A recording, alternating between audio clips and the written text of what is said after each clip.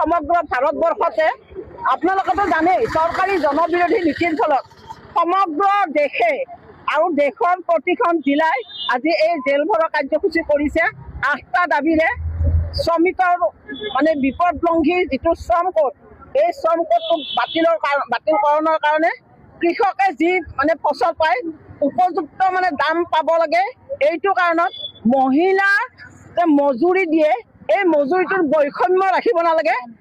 অংগনবাদী কৰ্মী সহায়িকা আৰু ৰন্ধন কৰ্মী আশা এইসকলে কি সদায় মানে আঁচনিতেই মানে জহি খহি যাব নেকি? এওঁলোকৰ চৰকাৰী কৰা নাই, কামবিলাক চৰকাৰী কৰিব লাগে, কিন্তু তৃণমূল স্তৰত যিখিনি কাম কৰে সেই মানুহখিনি মানে চৰকাৰী নহয়। ঘাত প্ৰতিঘাত বহুত আছে। আৰু অংগনবাদী কৰ্মী এগৰাকী সহায়িকাৰ মাত্ৰ 4,000 টকা দৰমহা। 4,000 টকা অনাৰেৰিয়াম বুলি কয়, আচলতে মাননি বুলি কয়। এই 4,000 টকা মাননিৰে বৰ্তমান মূল্য বৃদ্ধিৰ বজাৰত হাবু ডাবু খাইছে, মানে মানুহখিনিয়ে হাবু ডাবু খাইছে। এইবিলাক এই শ্ৰম কোডৰ লগতে 8 দফীয়া দাবীৰে আজি সমগ্ৰ ভাৰতবৰ্ষৰ সমগ্ৰ জিলাবিলাকত আমি সমবেত হৈছোঁ।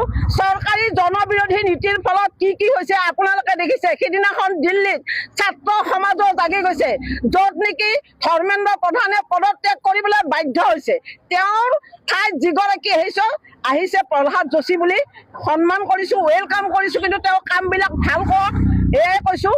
আৰু যি অসমৰ শিৱসাগৰত বান হ'ল, এই বানত যিবিলাক মানে বানপীড়িতৰ সাহায্য, এই সাহায্যক লৈ ৰাজনীতি কৰিব নালাগে। অসমৰ বান সমস্যাক ৰাষ্ট্ৰীয় সমস্যা হিচাপে গণ্য কৰিব লাগে, ইত্যাদি ইত্যাদি বহু দাবী লয়। আৰু অংগনবাদী কৰ্মী সহায়িকা, ৰান্ধনী আশাক চৰকাৰী কৰ্মচাৰী মৰ্যাদা দিব লাগে। এইবিলাক দাবী লৈ মূল্য বৃদ্ধিয়ে খাওঁ খাওঁ অৱস্থা কৰিছে। 1 কেজি চেনিৰ দাম 60 টকা, নোৱাৰো আৰু সহিব। 4,000 মাননি পোৱা এগৰাকী সহায়িকাই ধুৱলি কুঁৱলী দেখিছে, ল'ৰা ছোৱালীক ব্যক্তিগত স্কুলত পঢ়াব নোৱাৰে, চৰকাৰী স্কুলত তলা। মুঠতে এইবিলাক সমস্যা লৈ আজি ৰাজধানীত ওলাইছোঁ জেল ভৰা কাৰ্যসূচী। হয় বাইদেউসকল, এনেদৰে অসম ৰাজ্যিক অংগনবাদী কৰ্মী সহায়িকা সন্থাই চিটোৰ নেতৃত্বত যোৱাকালি ৰাজ্যজুৰি বৃহৎ প্ৰতিবাদী কাৰ্যসূচী ৰূপায়ণ কৰে।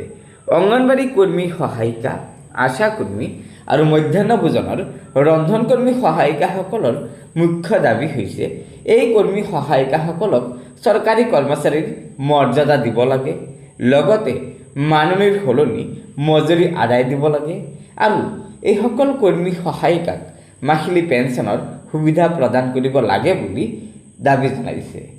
গতিকে বাইদেউসকল, এয়া নিশ্চয় ৰাজ্যৰ অংগনবাদী কৰ্মী সহায়িকা, আশা কৰ্মী আৰু মধ্যাহ্ন ভোজনৰ ৰন্ধন কৰ্মী সহায়িকাসকলৰ বাবে এটি অত্যন্ত গুৰুত্বপূৰ্ণ খবৰ হয়। সেয়েহে লগৰ বান্ধৱীসকলক এই ভিডিঅ'টো শ্বেয়াৰ কৰি আজিৰ এই গুৰুত্বপূৰ্ণ খবৰটো জনাই দিব আৰু নতুনকৈ অহা বাইদেউসকলে অনুগ্ৰহ কৰি আমাৰ এই চেনেলটো ছাবস্ক্ৰাইব কৰি ল'ব। ধন্যবাদ। জয় আই অসম।